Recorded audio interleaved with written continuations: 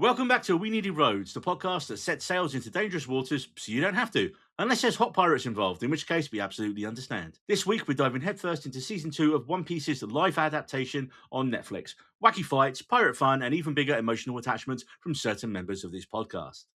Joining me as always is Marie, who has once again found herself not just a husband in this show, but also a son.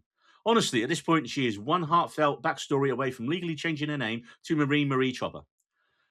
David is here too, our resident One Piece scholar, a man who has watched more than only can be described as, 7,000 hours of the anime? You cannot describe me as the One Piece scholar. I've not. Comparatively, you I are. watched the anime whilst in bed to fall asleep to, but that sounds like I hated it, but I really loved it. I've not even touched the surface of it. Well, and then there's me, who, I like season 1, I had a good time. I thought it was fun. I didn't spiral into a full-blown personality transplant over it, but I just thought it was fine. I honestly could not remember anything about it until I started watching season 2. I was like, stretchy pirate arm guy, shit, wants to be king of the pirates. That was about it. That's all that really kind of stuck in my brain from season 1, which was a good couple of years ago now. So the main question is, does season 2 deliver the booty, or are we about to mutiny? Grab your straw hats, eat your devil fruits, and set sail with We Needed Roads as we get into the good, the bad, and the what the fuck moments from season 2 of One Piece. Cue the music.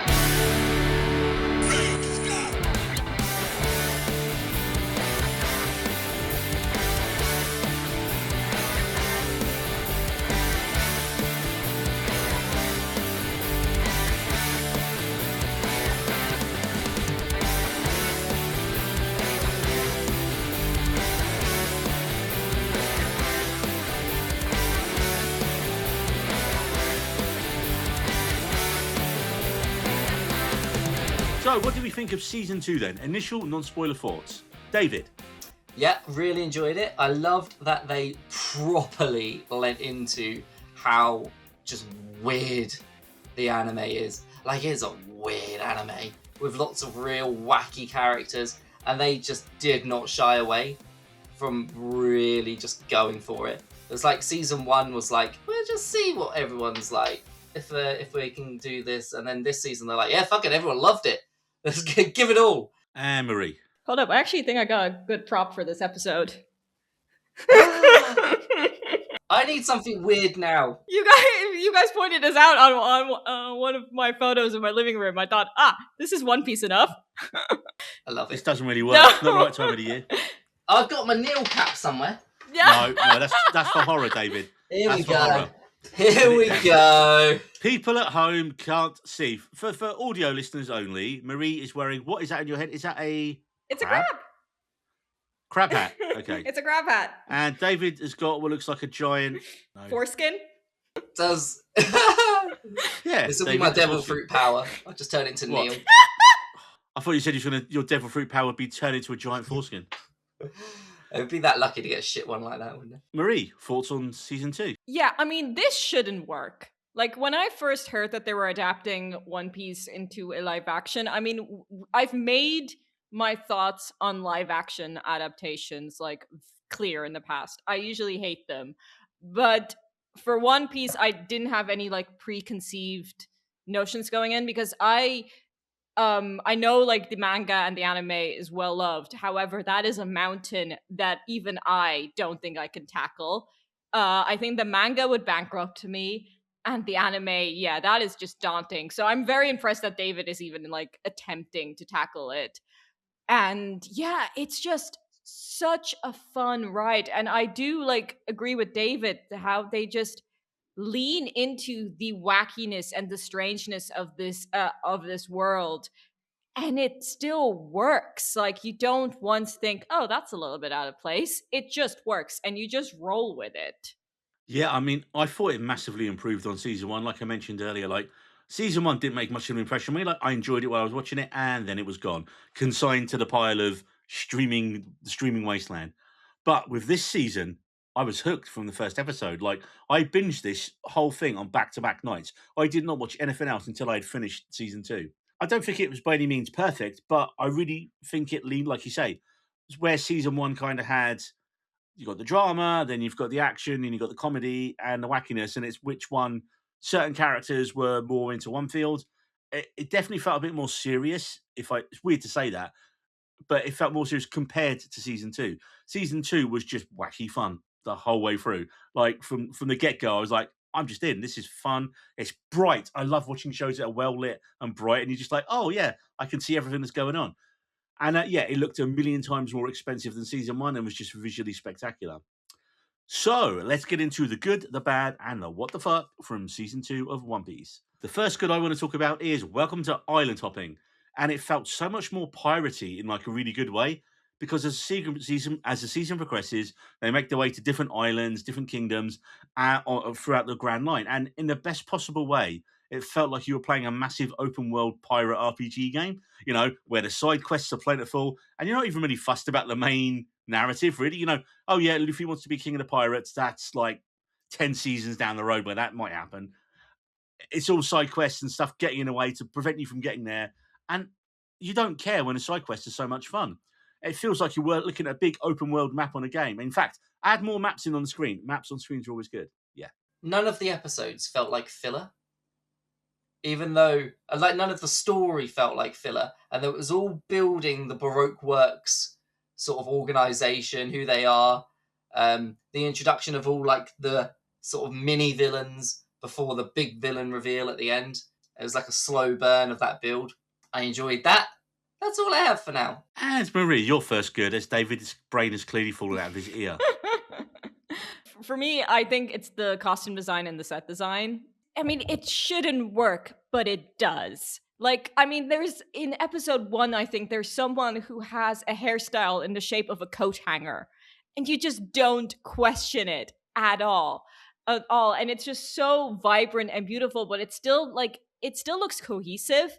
It's not like just this like random tapestry of like weird wacky patterns. Like it still has like this cohesive look to it, and it really works in the world. And I really admire the costume designers taking these wacky images from the anime and from the manga and translating them into live action and making it work so well. Everything just looks so stunning and it's really good. But I did think it was funny how Zoro kept mocking how this one Baroque Works character was dressed. And I was just like, this is One Piece. A kid wearing a crown shouldn't be that out of the norm. Like, dude, you've got green hair. Like, it's so I thought that was funny where I'm like, you can't really mock how people dress here. Everyone just expresses themselves freely. That entire action sequence, that is the choreography that must have been involved in In making which that work. action sequence, David?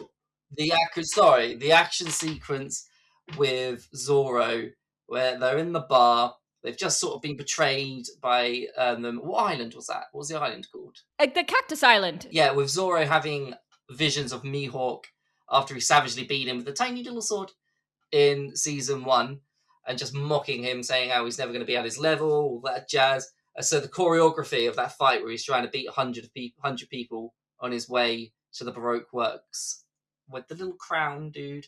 That was a good sequence. Yeah, the amount of time that must have gone into that choreography. Yeah, and he actually did fight 100 people. Like it was 100 people. They made sure of that. If I don't know if you guys saw the behind the scenes on the Netflix how they did that, but yeah, it took like months for him to train for that sequence. But that sequence is fucking violent. I mean, like there's blood spraying all over the place, and I'm like, holy shit, he's actually killing these people, because like you kind of think One Piece. I wouldn't say, because that's like the number one mistake where people think anime is a kids medium. No, don't show anime to kids. But still, like you are in this bright, colorful world, and these guys are meant to be the good guys. And like sometimes like good guys don't kill. Nope, he's chopping these guys down, like mowing them down like there's no tomorrow, and like the blood spatter. He's gone full Bride versus the Crazy 88. Yeah, some of them sort of went down with like a little tap to the shoulder, or like a coincidental whack on the head. But then others, yeah, you're right, they were getting slashed to like stomach slashes, and like yeah, that entire sequence really good, paid off that work. One other thing that was really good was into the because again, season one with the villains, I couldn't tell you who the villains were again. There was the clown guy, and that was about it. That's all I can really remember from season one. Now it's the like the hammerhead shark dude, like the bumpy thing. Yeah, his I can't nose. think of his name at the No, moment. I can't even think of him. But that's what I'm saying is season 1 didn't make an impression. Season 2, Baroque works were introduced. David, what do you know about Baroque works from the anime? Without spoiling anything for future episodes for us. Then absolutely nothing. Oh, 'Cause- cool. Glad I threw to you. no, Well, I it's mean, nothing more than what's already kind of been displayed. I just love their like intros. It reminded me of like Street Fighter, didn't it? You know, it's like boom, they pop up on the screen, they get their title card, they get their names, all that kind of stuff. It looks really cool. Ooh, A bounty. that's another thing. I love the title cards. Again, you would think it will take you out of the action, but they work it so well into it when they're introducing the characters. And also, of course, these characters have quite weird names, so it's a good way for us to like know the a name of the character and the bounty. But the way it's like it flashes and then it integrates. It's not just even like a screen. They like slash through it or it burns up. I love that.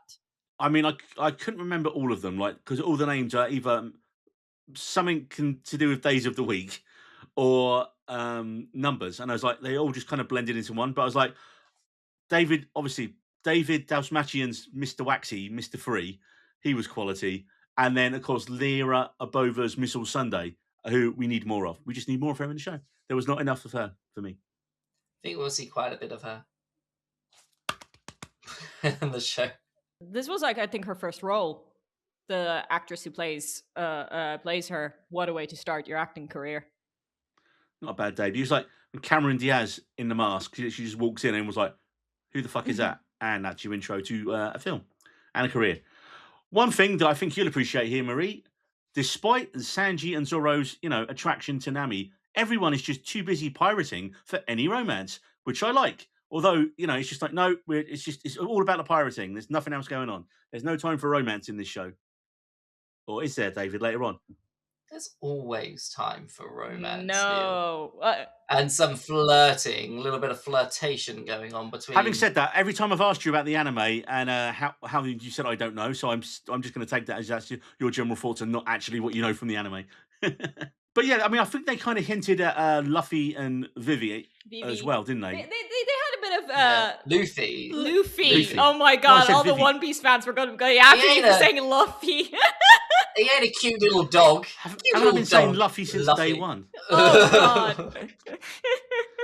I'm not the one with a crab on my head. I'm not the one who's watching anime. Marie, tell us about your giant laboon trauma from episode 2. That fucking whale, man.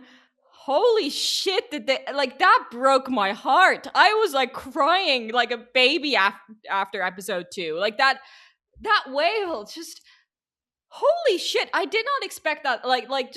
It really like struck a chord. Like this whale was just so distraught about its friends leaving, so it repeatedly self-harmed himself by like banging his head against the wall, thinking he could break through and bring them back. Yeah, that shit fucked me up. It's an incredibly deep fucking episode about a whale. Like, while characters are stuck inside of it. Like, it's just, and yeah. And you felt every ounce of its sadness. Like, what it was going through. And, and you just wanted to help that whale. You wanted to give it a big little cuddle. Yeah. Big cuddle, because it's a whale, David. Yeah, but I'd be small. I'd just get his little, like... And the fact that, like, you had to just sedate it so it would stop hurting itself. And it's just, like, the flashback sequence where just the progression, like, got worse and worse. And the whale got even more scars. Like, why? Why would you do that to us? But it's a happy ending because he becomes a straw hat. Yeah, it has a cute ending. And or does it? Do we see it again? Because it's a straw hat whale. It'd be nice to see it again. I mean, they mentioned going back to it. I don't know whether they do. Hopefully they do. Like maybe. Yeah, I mean, otherwise they're terrible friends. Otherwise, I'm hoping in like the finale of One Piece, whatever it is, they all like everyone that's ever like been involved just somehow comes together in like one big. Like all of the straw hats from like that they've accumulated. I don't think that's even possible, after they've Dave. left. It's I really possible. don't think that's possible. Dude, you've seen the show, right? Fucking anything's possible. So staying on the laboon thing, I mean, come on, a giant whale looks amazing, but that whole episode, I thought the CGI was amazing. I recently rewatched the first 3 Pirates of the Caribbean films because why not? And when they did the whole upside down thing and going over the edge and all that kind of stuff. I thought this was on a par with that. And this is a TV show. I know it's a movie from like, I don't know, 10, 15 years ago now, if not longer. But I just thought the CGI in that was the reverse mountain sequences were, yes, there were certain shots where you're like, yeah, they just stood on the stage going, hey. But I still thought it was really, it looked amazing. I was totally in it. I think they spent a lot of CGI on certain moments and less CGI in other moments. And it's obvious when it was spent on that less moments. But it's also kind of a good, though, because I feel like the bad CGI was like the charm of the show in of itself.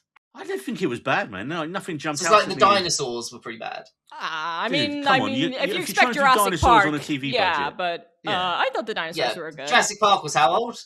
How old's Jurassic Park? Yeah, but 25. But it Jurassic wasn't Park was CGI; it was practical. Yeah, They actually built dinosaurs, animatronics, man. A lot of it was CGI. They actually brought them back from. Yeah. That's how thing. committed. One Piece relies quite a lot on practical sets. I mean, the Mary is like completely built. Like they built that ship and a ship as a set, which is also incredible to see the behind the scenes. Yeah, there was a video I saw like I think yesterday or the day before, and it was the actress who plays Nami. Say it was like take your brother to work day, and she was showing her brother around the set and just showing you the inside of the ship. They mentioned about like the windows and where they just like shine the lights and move the waves past them to make it look like it. I didn't notice any bad CGI. Like I didn't know. Then there was nothing in it that took me out of it. I thought visually it looked fantastic. So we can agree to disagree. I think the majority of it looked good, but there was obviously moments. Next, I have Don't You Dare Threaten Nami with Death. I was like, you can't kill someone on this show, and you definitely can't start with Nami on the crew. And I love the fact that they have puns on the episode titles. And if you notice, the last 3 episodes were all reindeer puns. You had Nami Dearest, Reindeer Shames, and my personal favourite, Dear and Loathing in Drum Kingdom. What else you got in the good, Marie? The music.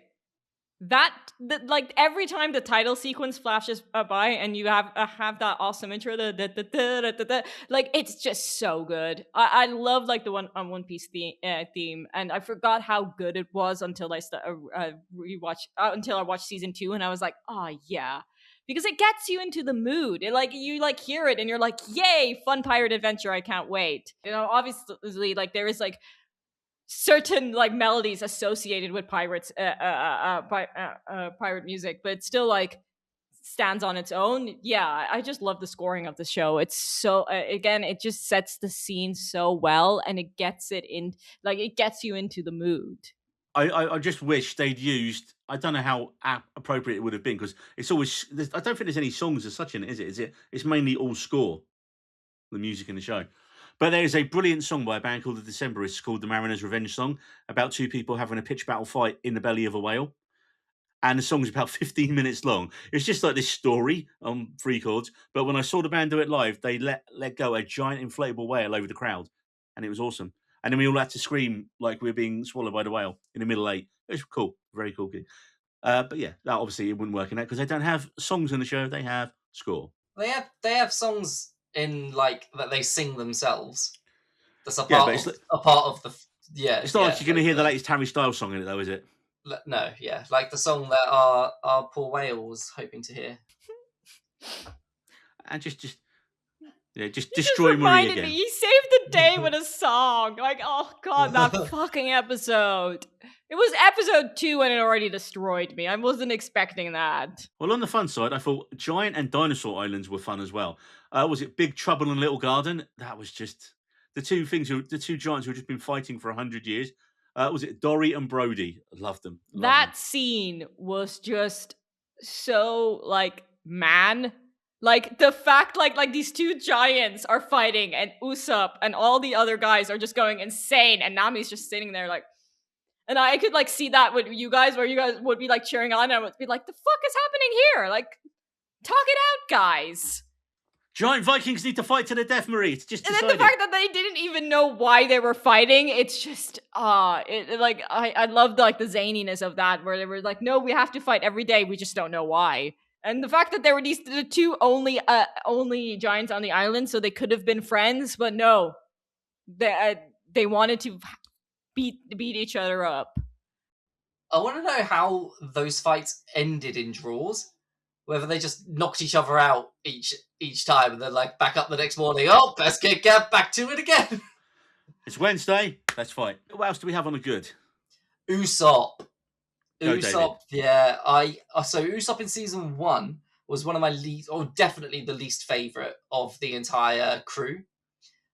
In season 2, he was by far my favorite character on the crew. Really? I freaking loved worst Usopp. to best. Yeah, he like all of his like annoying sort of character traits, his like cowardliness, or his like, because he's brave but in like a cowardly way.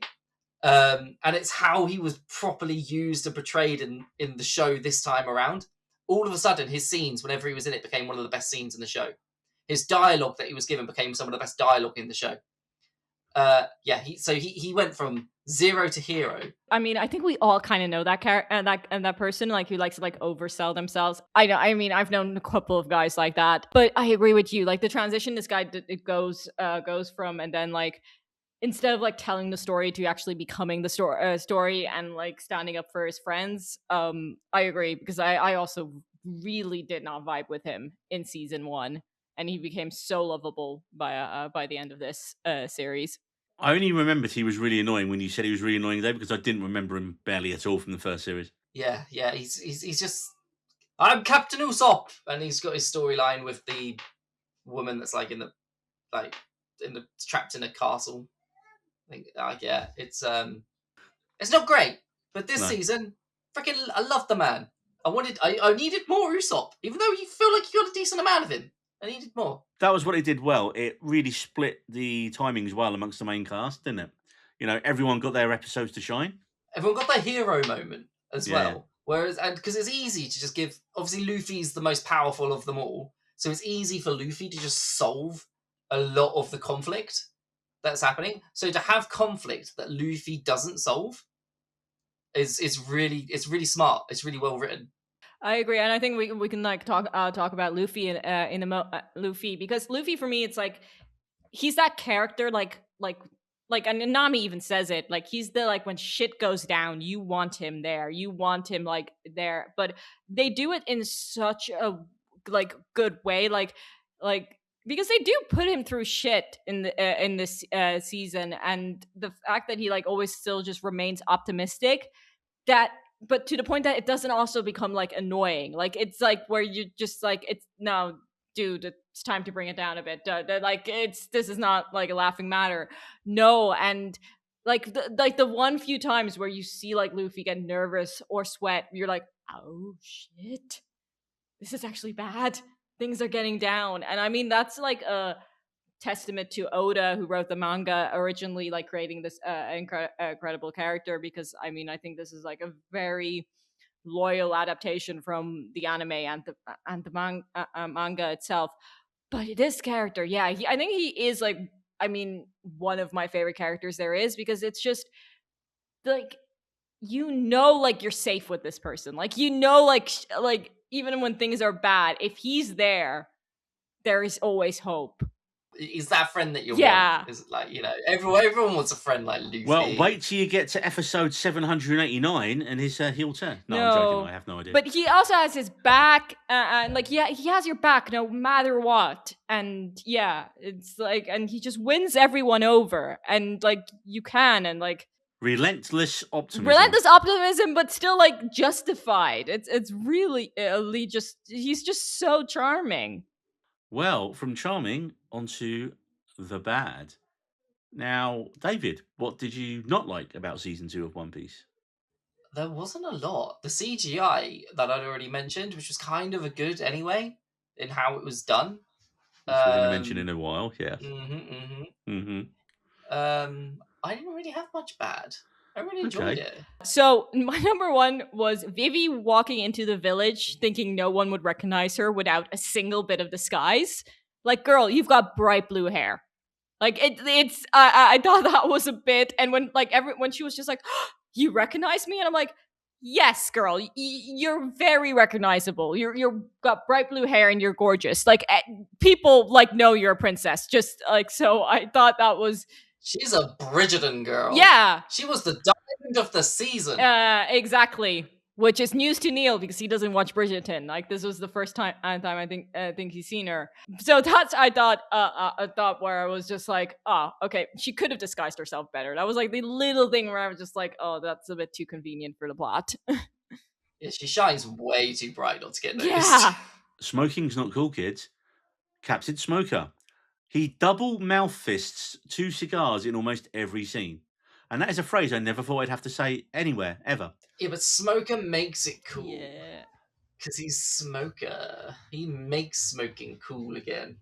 Right, yeah, but And smoking's much cooler than vaping. I mean, let's face it. Yeah. Especially when it's a cigar. No one wants to be vaping. Cigarettes are shit as well. Also, no if you're that attractive. A fat ass cigar, like boom boom. I will say that is very imitatable behaviour, though, because when me and a friend saw Independence Day when we were kids in the cinema, and Will Smith beats up the alien, and then he's walking and he gets his cigar out. What did we go? We went straight to the pub and bought a cigar afterwards, and we were like, "Yeah, we're cool. We're Will Smith in Independence Day," and then we coughed our lungs up because it was horrible and terrible. No, but yeah, I'm not sure where Smokey and Takeshi's storyline is going, because you have that nice little scene where she meets Zorro in the sword shop, and I was like, okay, that's cool. But it only felt like we spent a couple of minutes with them on a B story each episode. And like, yes, they're supposed to be hunting down Luffy, but they're also fighting Baroque Works as well. So will that make them allies at some point down the line? I mean, I have a theory with One Piece that it's going to be like the Fast and the Furious franchise, where every time you get a really great villain, at some point they'll just eventually join the crew. Who knows, Neil? You do, David. I really like Smoker. I agree with you actually that the storyline did sort of feel like it was going nowhere. So when they went at the very end, the final storyline where they were at the where they're picking up a couple of the other Baroque Works people that are there, the ones, what were their powers? Everyone had a fucking power. Everyone had devil fruit in this one. It was like devil fruit, popping devil fruit like candy. Yeah, I mean, you actually reminded me of a great line from Usopp where he was just like, "Does everyone have a devil fruit now?" I mean, the increase of devil fruit in this season compared to season 1. I mean, I think we only had like Bucky in season 1 and Luffy. Here, like every episode, like nearly everyone from Baroque Works has a devil fruit. They're handing them out. It's the Grand Line. It's scary shit in the Grand Line. But do you know what works well with it? In a lesser show that's not as well written and is not as well acted, so you'd be like, great, it's just Deus Ex Devil Fruit. It's their excuse for everything. Oh, it's a devil fruit. But I didn't mind in this show because it was entertaining. Like, oh, cool. What power are they going to have? Oh, what's this person going to have? So they kept it kind of... And like you said, some of them are really cool and some of them are really shit. I like that so much, that these are not like the standard like superhero powers like flying or something like that. Like ejecting wax out of yourself. Like who comes up with that? Like what kind of wax, Marie? Well, David, when you get around to watching the second episode of season 5 of The Boys... Oh, God. I don't think it's just that wasn't boogers, by the way. I think it's like literally any bodily fluid. Yes, it was like any like anything that comes from him, because he uses something else as well, yeah. Women must hate him. They just get blown up. I mean... At the, like, you know. Moving on, swiftly. I would say that the reveal of Joe Magliano's Sir Crocodile, Mr. Zero, was a little bit underwhelming for me, only because I was like, okay, they show you the guy. How did you say Joe Manganiello's name? Like Manganiello, clearly, like I did the first time. Just there. Also, that's not how you said it. Manganiello. Isn't it Joe Manganiello? That's it, right? I don't.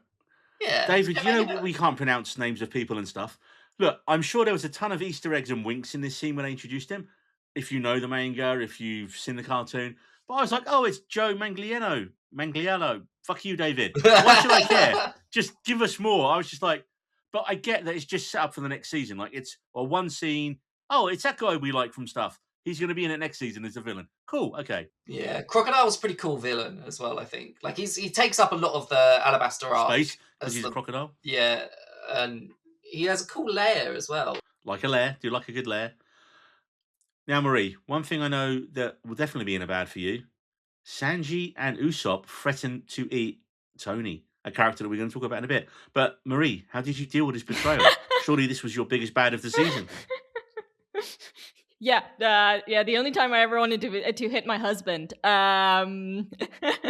Can't go after your son and your husband. You had to make a choice there. I would Marie. choose my son. I've got enough husbands. I only have 2 sons at the moment. Come on, dude, don't make the little guy cry. It's just mean. One other little mini bad I've got is like, and it's kind of, I've talked about it in the good, but also in the bad, is that the plot was kind of erratic in that Luffy, he wants to find a One Piece, but he has to do a ton of side quests to get anywhere. But it also seems that anyone he bumps into on the Grand Line at all who's got a problem, because he is Luffy, he will offer them help no matter what. But that takes you so far away from your main objective. No wonder they're up to over 1,100 episodes of the anime now, because clearly he's just not very good at following his like main course. Wait, how many episodes into the anime is that? Like 1,000 Yeah. Over episodes? 1,000. He's still looking for the One Piece. And at this point, and the you know? manga hasn't even concluded yet. Like editions are still feel coming like- out. I feel like the One Piece is more like enlightenment. Yeah. It's like in Buddhism or something. It is like the that. journey it's more of like... it's the friends we made along the way. I mean, this actually like translates to like my only like number one like big bad that I have, where I'm kind of worried about the future of this show. Because I'm worried we're going down the direction of like Game of Thrones, where it catches up. I mean, there's so much source material, but then again, like where? Because they're not going to make 1,000 of the Netflix episodes. They've got a 10-season plan, haven't they? Do they? I don't know. apparently I so. mean, it would make sense, but even like 10 seasons, I don't think would cover it all. So I think No. they're gonna. I don't think they'll skip arcs, like any of the major arcs or any of the smaller arcs, even. Because What about they seem to Noah's? be covering some of the smaller islands. yeah. I'm just ignoring that. I think anyway. I think that's the thing. If we ignore it, he'll stop doing it. Never. But yeah, that's where I'm worried of like where are they going to conclude this? Because like the story itself doesn't already and still doesn't have a conclusion, and I don't think I do hope the One Piece is a physical thing. Like it is actually massive treasure. Goldie Rogers like fucking island worth of treasure. It's or a planet definitely or going to something. be the journey and the friends they made along the way. It is. It just is. No, I don't think so. He didn't seem like That- such a Is that Cheddar barking? yeah. It's my girl is Well, being Cheddar good. agrees with me. See what I mean? It drives me up the bum. Wait, what? Beg your pardon? You're just being. Oh, she's being a good girl. Shut up, Cheddar! Yep. David used his master's voice. One other thing I did want to say on the bad, and it's only a minor one again, is that content, right? I like swearing, gore, nudity, bad language, violence as much as the next person. But One Piece doesn't really have any sex or nudity, and a lot of the violence is generally quite cartoonish. Like, it's because it's that hyper stylized. Yeah, you might, okay, the crazy 88 sequence in the bar, there was limbs flying everywhere. But generally, it's quite cartoony, right? So it doesn't feel real when you're watching it. So it doesn't have that same kind of association. But weirdly, someone will drop a fucking here and there, and I'm like, oh, you can't show this to younger kids. One of our a friend was like, oh yeah, would this show be good for like my kids? And I was like, oh yeah, it's like a fun program. I was like, oh no, wait, how old are your kid? And it was like 9 and 10. I was like, yeah, no. They already know the word fuck, man. They're fine. But I just like it's just kind of like the weird tonal thing there. They're like, okay, like, I get they want it to be as popular as possible, but it could be even bigger if it was, and they didn't really have to tone it down. Just it didn't feel like they needed to swear in it, and it's not me just being like grumpy old man. It's like the show didn't need it really. It just felt out of place, like because it's such a like warm and funny and charming show. I don't know, just like I get it that you at some points that's all you really want to yell, but. Yeah, I just think it could make the show even bigger if they would just cut a few fucks out, really. Right. Do we I've have got anything another else? bad. Oh. There was no Shanks. I like Shanks. I wanted more Shanks. Shanks from season 1. Armitage Shanks. The red-haired pirate, Neil, that was Luffy's mentor. Yeah, In- I mean, How we got the devil fruit in the first place. Ah. Neil has How absolutely did he no get the devil fruit in the recollection. first place? We don't even see him. No, in I this told you one, that. do we? No, he's not in it at Yeah. all. Yeah, that's what I'm saying. I like Shanks. Okay. I don't think he's in a lot of the anime anyway. So Well, I that's think probably why then, David. But I like him. He's cool. Okay, Shanks is cool. He's still on the board. He can come back. We don't know. I'll have to check. I actually got his fucking name right. I'm pretty sure it's I think Shanks. you're right. You're going to get shanked if you don't. Marie. Just this is one again, little plot gripe. Why did Luffy not stretch up the mountain? Like, he only uses his power at the very end to save Sanji. Why didn't he just like yoink up the mountain? Well, we don't really know the limits and extent of his powers, do we? I mean, What? Like- No, I agree with Marie here because Usopp creates the device that does exactly Luffy what does. Luffy's powers Exactly. are, essentially. And then, so yeah, no, I'm with Marie on this like one. even if they just had like one line like, "Oh, I'm not going to use my powers so Sanji can keep up," then that would be fine. But yeah, he could have just gone yoinks. Just go, whoop, and then like even if it's only to like the extent he can go physically, and then put himself up to that bit, and then go again. Exactly. It'd have been up there like 3 pulls max. Yeah. Right, moving on to the what the fuck. And this is a positive what the fuck. And I think most of us are agreeing on the same thing here. So for me, the what the fuck in this show is the final 2 episodes, or as I like to call it, the Tony Chopper movie, because that's what it really felt like. We had almost a whole episode of backstory on everyone's favourite blue-nosed reindeer and Marie's most recent adopted son. We had the recasting of Jamie Lee Curtis to Katie Seagal. Not that Jamie Lee Curtis was actually in it, but she had to drop out. But again, after seeing Katie Seagal as Doctorine, I was like, I couldn't imagine Jamie Lee Curtis doing a better job. I just thought Katie Seagal was so good in it. And she's always good. I mean, most people know her from Married with Children and then also amazing in Sons of Anarchy, because she's married to Kurt Sutter, who created Sons of Anarchy. Write your wife a brilliant role, and why not when she's that good? And again, she was so good here as well. I mean, so Tony, let's talk, and this is what you meant about the CGI, right, David? The CGI on Tony is amazing. Like that is And they're going to have to keep it amazing. Well, this is my worry, right? Because with him joining and being part of the crew now, how much is that cost going to be? A lot of the budget, yeah. A lot of the budget are ridiculous. They're like, yeah, so the next episode's going to cost 80 million per episode. And 50 million if that is on Tony. So that's a worry in itself, is that because they're having to animate him into it a lot, are they just going to sort of keep him out of certain situations because they don't want to use a lot of the budget in animating him into it? Or just lots of shots of him from behind. Yeah. Although, that's another bad for me. I didn't like the design of him when he was a giant, when he was like his muscular big form. I agree with you. I wasn't a big fan of that. I agree. I didn't see that coming. I just thought he was going to be tiny. Goofy, yeah. It was up there with the Beast guy from Riverdale a little bit. I was like, oh no. I kind of hope they improve that in the 3rd season, because I don't know whether like a lot of audiences might have probably felt the same with that design. But I mean, the character though, like the tiny Tony Chopper, is so well realised on screen, and he is voiced by Cat Grant from the new Superman, Michaela Hoover. And again, we all become so immediately emotionally tied to this tiny blue-nosed reindeer who only wants to become a doctor. And after meeting Tony and Doctorine, we get into his flashback with Dr. Hiruluk, played by the actor with a very similar sounding real name, Mark Herelick.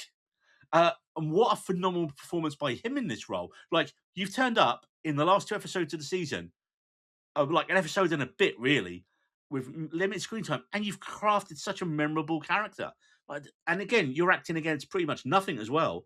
The guy absolutely kicks it in the dick. We all got Doc Brown vibes from him, right? Everyone got Doc Brown 100%. Yeah. But also, like, with that haircut as well, just making it seem believable. As like Neil like sent me like a photo of his TV going, that's a choice there, like that hair.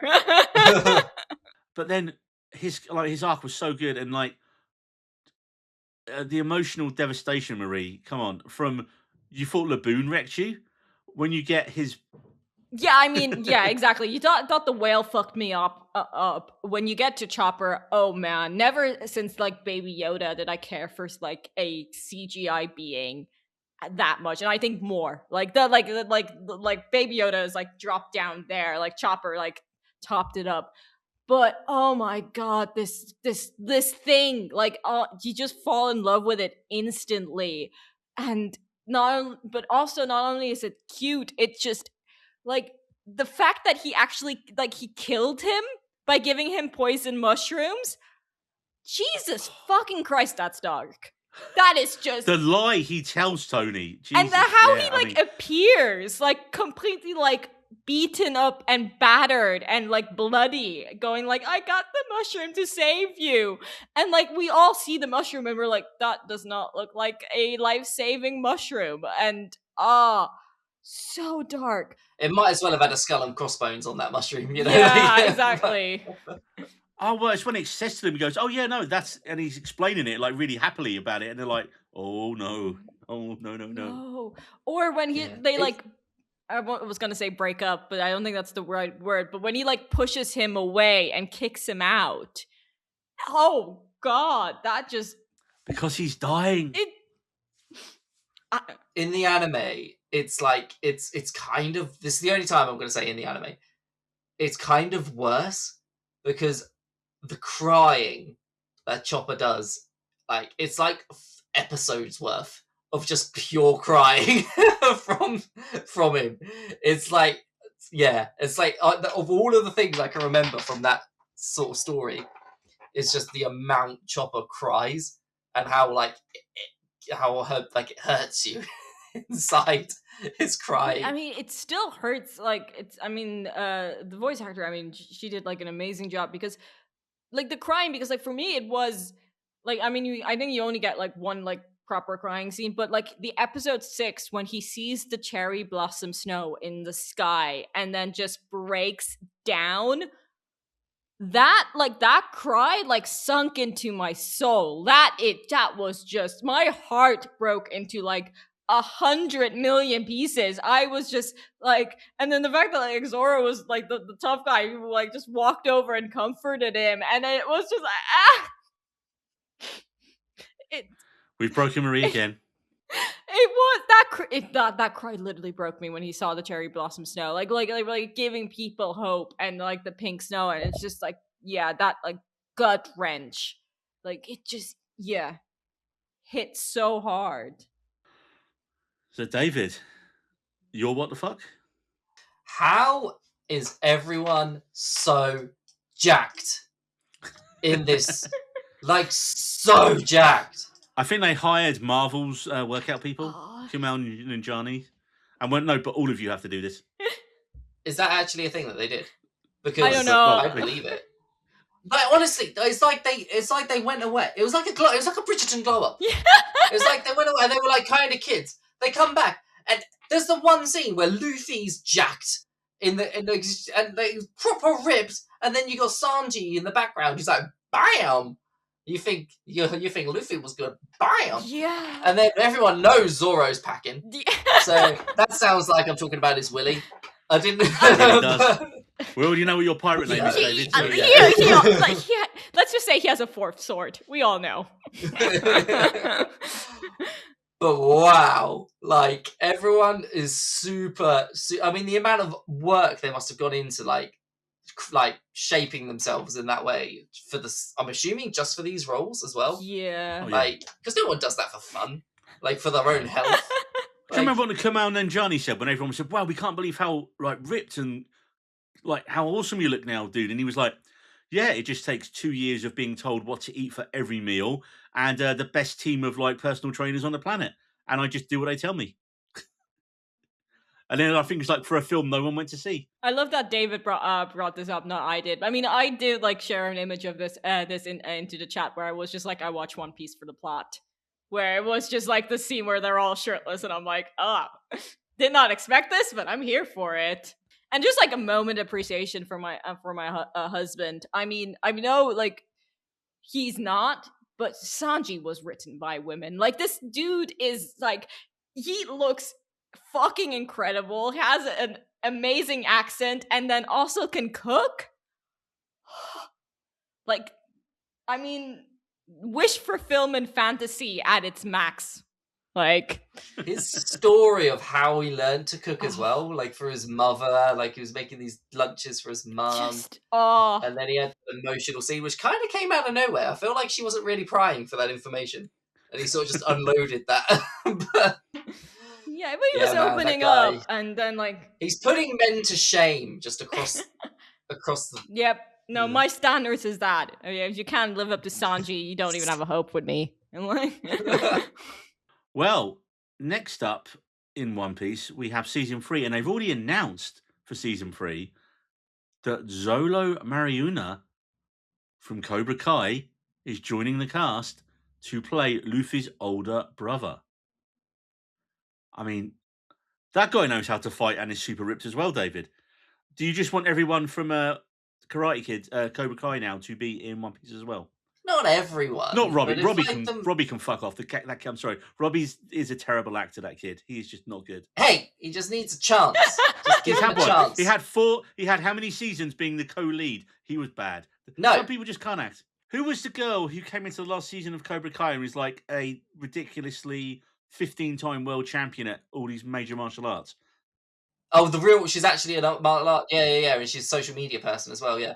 She's incredibly attractive, though. That girl. Yeah. I know the one you're on about. Yeah, I mean, well, perfect to join the rest of the cast of One Piece then. Oh, yeah. But that is tremendous casting. I mean, they already do look like brothers. Also, obviously, in season 3, we also need more Tony Chopper. But we don't want too much of him because obviously he's going to cost a fortune and probably bankrupt the show.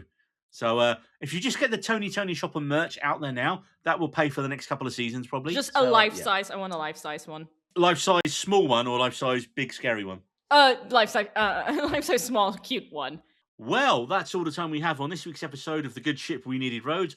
I'd like to thank my fellow pirates. Marie, where can people find you online trying to abduct Tony and Sanj? You can find me under the handle Life on Mars. That is TikTok, Instagram, and Twitter. And I recently started fostering dogs, so you're going to be seeing cute dog pics on there as well. So that's another reason to follow me, along with informative news about how the world is fucked. Cool. Cheery stuff. And David, I'm assuming your Blue Sky username is because you also ate a devil's fruit, right? Yeah. It's caused a very long .d at Blue Sky. And you know what? Of all the powers I could have been given, I was okay with it. And where else can people find you? You can also check me out on Instagram at We Needed Roads. And if you want more We Needed Roads nonsense, you can find us everywhere. We're on Twitter at Needed Roads, Instagram at We Needed Roads, and TikTok at We Needed Roads Podcast. And you can follow me personally at Neil_Gregory78 on Instagram and Threads. Head over to Threads, people. It's great. It's my favourite echo chamber on the internet at the minute. And We Needed Roads is available on all major podcast platforms. We'd love it if you subscribe to us on YouTube and gave us a follow on Spotify, where you can see the full video episodes as well as hear us. And remember, soon a monster will appear. Please don't hurt him. He is my son. We Needed Roads. What do you